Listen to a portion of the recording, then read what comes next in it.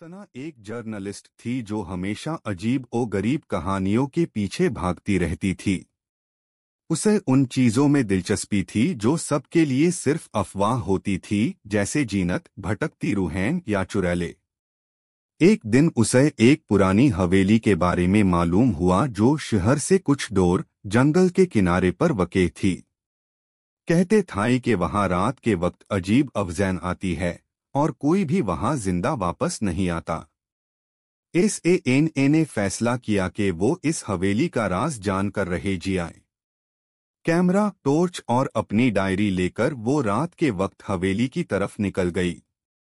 चांद आधे आसमां पर था और हवा में सरसराहट थी। जब वो हवेली के सामने पहुंची तो उसका दिल जोरदार धड़क रहा था, मगर उसने खुद को संभाला। एचवीएलआई अंदर से और भी ज्यादा खौफनाक थी। दीवारों पर पुरानी तस्वीरें लटक रही थीं, जिनमें लोगों के चेहराई झूलती रोशनी में कुछ अजीब लग रहे थे।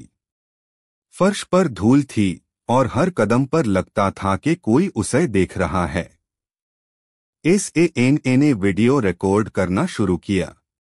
अचानक उसे लगे जैसे किसी ने उसे छूकर गुजरा हो। उसने पीछे देखा मगर कोई नहीं था। फिर एक कमराई का दरवाजा खुद खुला। उसने हिम्मत की और अंदर चली गई। कैमरे में एक पुराना आईना था। जब सना ने उसमें देखा तो उसे एक औरत का अक्स नजर आया, लेकिन जब उसने पलटकर देखा वहां कोई नहीं था। वो हंसी में उड़ने लगी, ये सब मेरे जहां का वहाम है।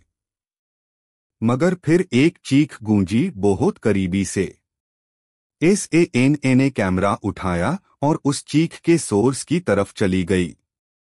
नीचे तहखाने की तरफ एक रास्ता था जहां से ठंडी हवा आ रही थी।